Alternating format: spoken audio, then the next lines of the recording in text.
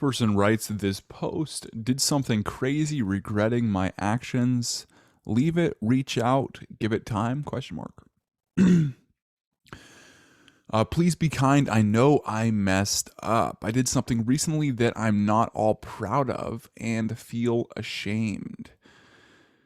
Well, if you can feel that, sometimes you can change it, but sometimes it is just a pattern you're going through that you'll basically feel that shame and then it'll fade and then you'll do the same thing. Some positive encouragement for you this morning. I'm not sure if I should reach out to apologize or just leave it. Been in the situation on and off for a year now. We managed to get really close through it, though, and have shared super personal things. So it seems to be like maybe infidelity, something along those lines is kind of what it's seeming like. And he's expressed that he does genuinely have feelings for me and has at times seen this evolving into something more. We never agreed to be exclusive or anything. That's an interesting dynamic. But he did act pretty secretive / told lies about things he was doing. And so she's saying, you know what?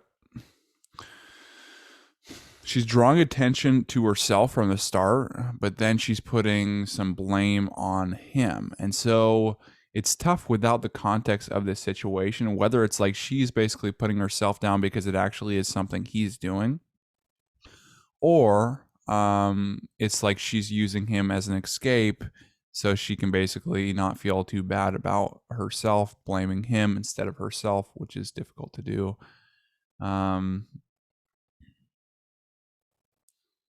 He was, in fact, seeing that other people, talking about while they were in this non-exclusive relationship. I know this for a fact now. For example, we'd be texting all day and he'd just stop mid-convo for the night out of nowhere, and the next day would just say something like, oh, I passed out or wasn't looking at my phone. I know I'm dumb for believing this to begin with. Well, at the end of the day, it's like the two of you aren't exclusive. Anyways, a couple weeks ago, he did this again to me, drops dead in the convo, and I'm triggered. So she's getting upset with texting exchanges. It's like kind of she's even judging the relationship or judging what's going on. We're getting too attached when it's like not an exclusive relationship. You've never commuted exclusivity. It's like, well, he kind of has free reign to date other women. So it's like if he's just dating you, it's a dating stage. It's like people do that, you know, and it's not considered cheating or whatever. It's just like kind of playing the field or getting more experience.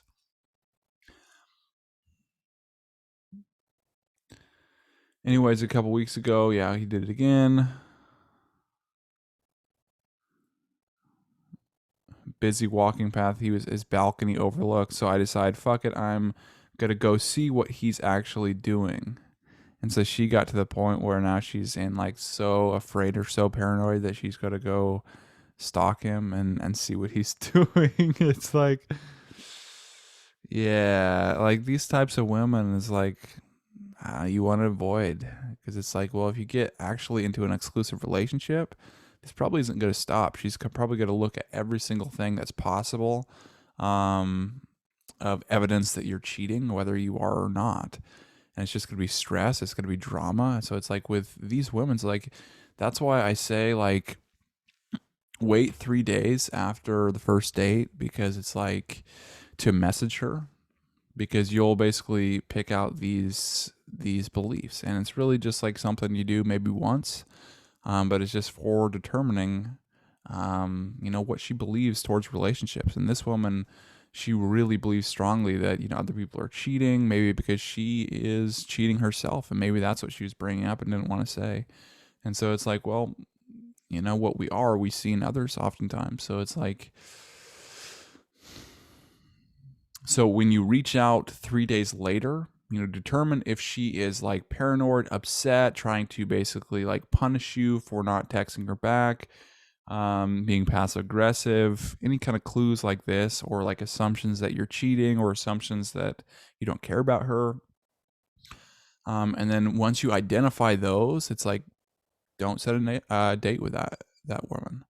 And just move on and find someone else. Compared to someone who's like really enthusiastic on you reaching out and excited and talking about how much fun she had, and her tone of voice is like really positive.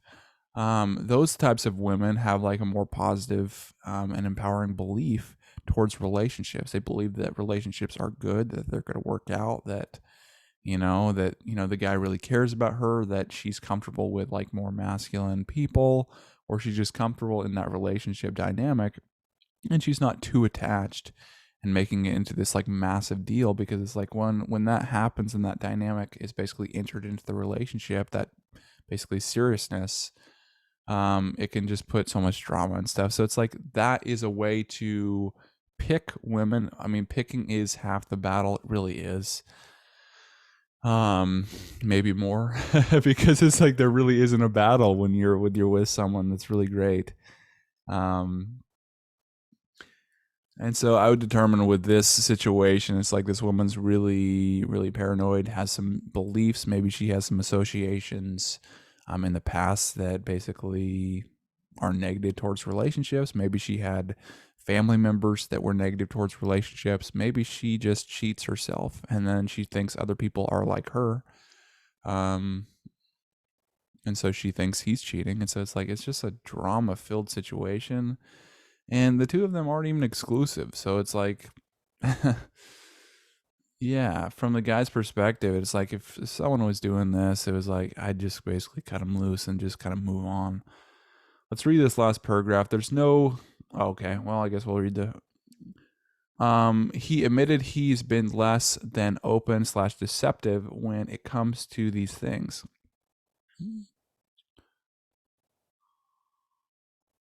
Okay, I'll read that other paragraph too. Now part of me feels like a crazy stalker to go spy on him like this, but part of me feels like it's exactly what I needed. It's like, nah, you're going down a spiral path down to basically fear and paranoia. You two of you aren't exclusive. Because otherwise I wouldn't have gotten some lame lie of an excuse for why he stopped responding. All this because he's not responding. He admitted he's been less than open / deceptive when, did he say deceptive or did you say / deceptive? Because that's how you interpreted it. When it comes to these things, I texted him again the next day just saying, I'm sorry, I'll leave you alone. She's like, oh, I'm sorry, I'll leave you alone. What is she doing? She's trying to manipulate him.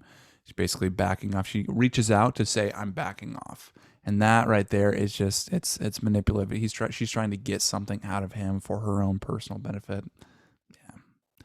It's just hard to come to terms with knowing I'm just an option to you. Take care. Yeah, exactly. So she's saying, I'm reaching out to you to say that I'm leaving you. Dude. I don't even think I'd say, yeah, take care. That'd be my response, And she's like, what?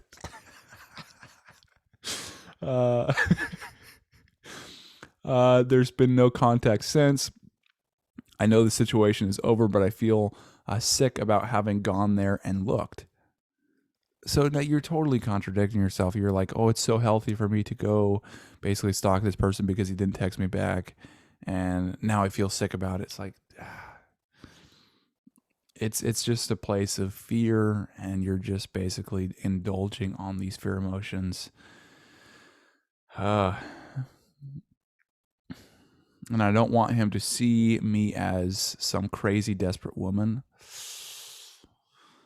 even though it's how I acted. Well, at least you recognize it. Do you think I should just leave it, or do I need to reach out and explicitly apologize to him?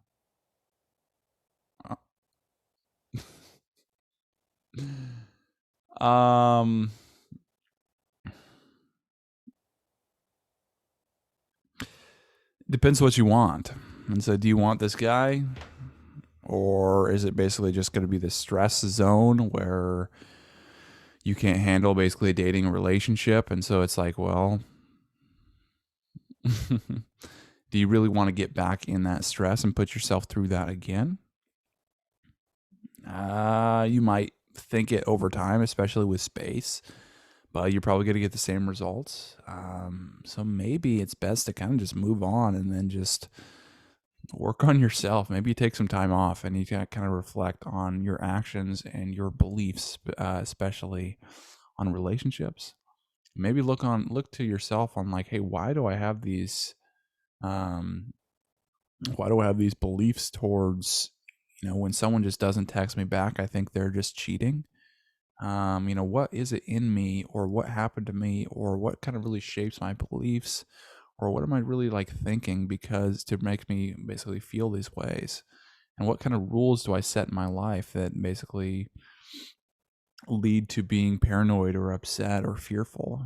So it's like, look at yourself like that and just do some self-reflecting on those principles, because it's like really you have to overcome that fear. That's really what you need to do right now, probably before anything. And you never mentioned what you did at the beginning, um, and so maybe you made a mistake, and now you think that he's, because of that mistake, then he's out there cheating or whatever. But maybe you just start fresh with someone else and just kind of recognize where you went wrong in that mistake. Don't do it again. And then find someone basically, yeah, again, that you can basically start fresh with, and then just not take it too seriously.